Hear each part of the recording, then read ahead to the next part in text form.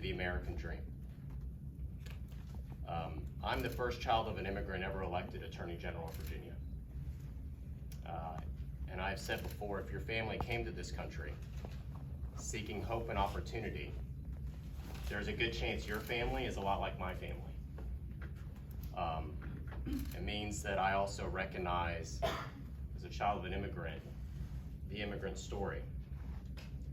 So much of that is that you as an immigrant oftentimes are having to give up your own dreams, your own aspirations, to seek freedom in this country, but you have this burning desire, an overwhelming desire to see your child succeed because it was denied to you.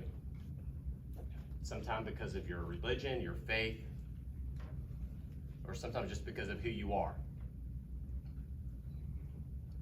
When the news broke right before Christmas that at Thomas Jefferson High School of Science and Technology had been holding National Merit Awards from qualifying students and their families, it broke my heart. I cannot imagine the agony as a parent to oftentimes your child's joy is your joy, to see that joy robbed from your child. Particularly when, if you're the immigrant family, oftentimes English is not even the language spoken in the homes. You know that doorway at Thomas Jefferson High School is that doorway to the American dream. I want to be clear for everyone assembled today. To the extent that withholding of any of these awards at Thomas Jefferson High School was based on race, national origin, or any other protected status under the Virginia Human Rights Act, that is unlawful. That is why I'm announcing today that my Office of Civil Rights is opening an investigation into this very issue. If the law was broken, my office will both protect and vindicate the civil rights of Thomas Jefferson students and their family. The National Merit Award is a recognition and such a valuable tool in our college application process for earning merit-based scholarships to pay for the ever-increasing cost of college. I could tell you, as somebody who worked all 4 years of school, how are you going to pay for college can be as stressful as wondering how you're going to get in. I cannot imagine as a parent having a situation where my child has been denied and not been told winning a National Merit Award, which opens the door and the pathway to millions of dollars in college scholarships. By one count, over 800 scholarships available to students that are National Merit Award winners. And so right now, according to reports, it's been too late to include this information for applicants. Too late for them to have access to potential millions of dollars in scholarships. This failure to notify deprived these students of walking out the door of Thomas Jefferson High School on the pathway possibly to the college of their dream that they could perhaps afford. For decades, Thomas Jefferson High School has been a model of excellence and high achievement. It is widely recognized as the single best high school in the entire country. And it does not just compete with other high schools in America. It competes with high schools around the world. It is really and truly one of the jewels of the Commonwealth of Virginia.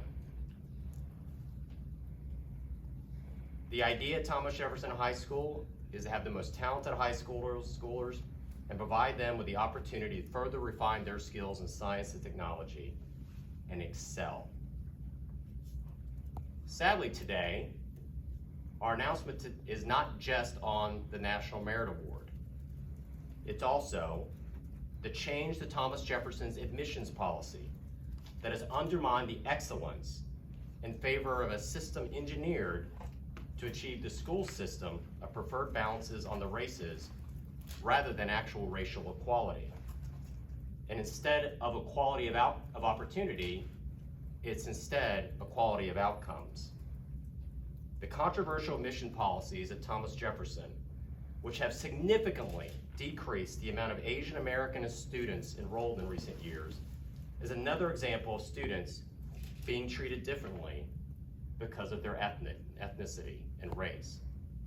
I met with some parents from Thomas Jefferson High School, and a mom told me, "My daughter has done everything right since the first grade. Straight A's every year." And I'm realizing that I'm gonna have to sit my daughter down and tell her, you're being denied your dream, your aspirations, your dream of one day attending Thomas Jefferson High School, not because of anything you have done, but simply because of who you are, because of your race and your ethnic background.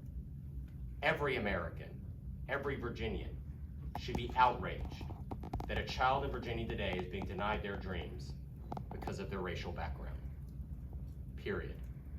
I have said before, in America, about the only state-sanctioned form of bigotry is anti-Asian bigotry, and it is wrong, and we're gonna hold folks accountable.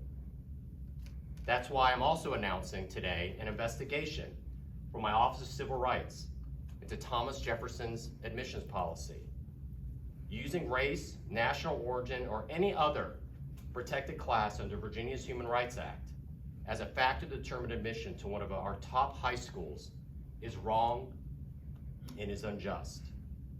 Racism and race-based government decision-making in any form is wrong and is against who we are as a people and who we are as a nation. And I intend to get to the bottom of this through my Office of Civil Rights investigation. Now, I want to make sure I'm clear. Today's announcement is in no way a reflection on the absolutely exceptional, amazing Thomas Jefferson students and their families or their impressive achievements, because my office exists to ensure fairness, equality, and justice under the law. And I will work tirelessly to ensure those principles are adhered to by Thomas Jefferson's administration and the Fairfax County Public School. Anything less is unacceptable and indeed unlawful. We cannot allow those to define equity as actually a war on achievement, because equity without excellence is emptiness. Today is the first step on a long journey to restore excellence, transparency, and merit to the #1 high school in the nation, right here in our beloved Virginia. I want to personally thank the parents standing behind me, who've had their own children denied some of their dreams and recognitions because of some of the policies according to the reports that have been made public. I want to thank them for speaking out. As I told them before we came out here today, discriminating against individuals because of who they are and their race is the worst of America. By showing bravery and nobility and speaking out, in many ways, they're showing the very best of what America is. Stand here before you, thanking them. I'm also thanking you all for your interest, and I'm happy to take some questions from the audience, or they've indicated they'd be willing to answer some questions as well. Yes, sir. Just right off the bat, let me make sure I understand what you're investigating. I understand OCO